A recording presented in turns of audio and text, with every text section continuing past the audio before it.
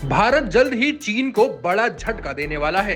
ये झटका सैन्य या फिर ग्लोबल स्तर पर नहीं बल्कि आर्थिक मोर्चे पर देने वाला है। चीन को यह झटका प्रधानमंत्री नरेंद्र मोदी की तरफ से ऐलान किए गए गतिशक्ति प्लान से लगेगा। केंद्र की मोदी सरकार ने 1.2 खरब डॉलर यानी 100 लाख करोड़ का एक खास पैकेज अनाउंस किया था। यही है PM Gatishakti plan. Industry experts के मुताबिक ये प्लान चीन में चलने वाली विदेशी फैक्ट्रियों और इंडस्ट्रीज को भारत की तरफ खींचेगा। माना जा रहा है कि ये स्कीम चीन को टक्कर देने के लिहाज से लाई गई है। साथ ही देश को कई मोर्चों पर तेजी मिलने की भी उम्मीद है। फिलहाल भारत में कई प्रोजेक्ट्स हैं जो काफी स्लो चल रहे हैं। इन सब में तेजी लाने के लिए ही गतिशक्ति योजना काफी कारगर साबित हो सकता है। बता दें कि पीएम गतिशक्ति देश का मेगा प्रोजेक्ट है जिसमें कुल 100 लाख करोड़ रुपए खर्च होने हैं। दरअसल इस प्लान के तहत मोदी सरकार एक ऐसा डिजिटल प्लेटफॉर्म बनाने वाली है जिसके जरिए 16 मंत्रालयों को एक जगह लाया जाएगा।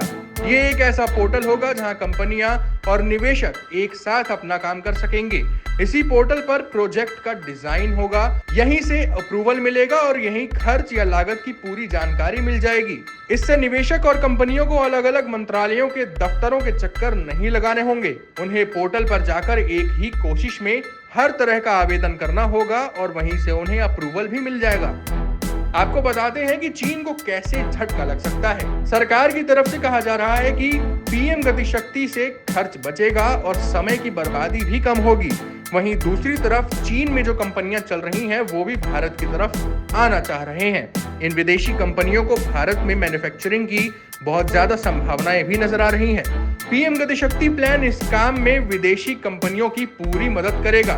एक बात यह भी है कि चीन जब से चाइना +1 पॉलिसी लागू करने पर तुला हुआ है तब से विदेशी कंपनियां चीन के बाहरी देशों पर अपना फोकस बढ़ा रही हैं। इस हिसाब से भारत सबसे उपयुक्त देश लगता है जहां उनका कारोबार आसानी से चल सकता है। पीएम गतिशक्ति प्लान इस काम में विदेशी कंपनियों की मदद करेगा क्योंकि बिना किसी देरी किए प्रोजेक्ट्स को अप्रूवल मिल जाएंगे।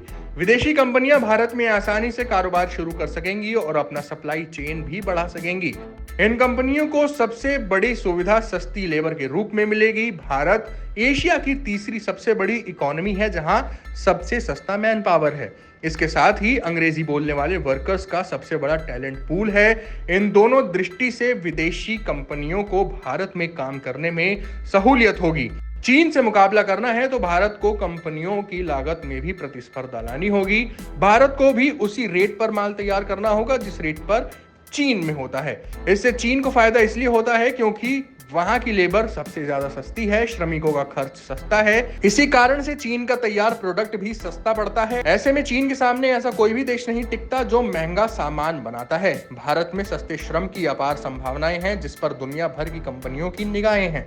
बस जरूरी है कि कंपनियों को भारत में काम करने के लिए जरूरी अप्रूवल और कम लागत में इंफ्रास्ट्रक्चर से जुड़े काम शुरू करने की। गतिशक्ति प्लान इसी दिशा में बड़ा कदम है। गतिशक्ति प्लान कंपनियों के कच्चे माल की डिलीवरी और सप्लाई आदि में भी मदद करेगा। Times now Bharat digital originals की रिपोर्ट।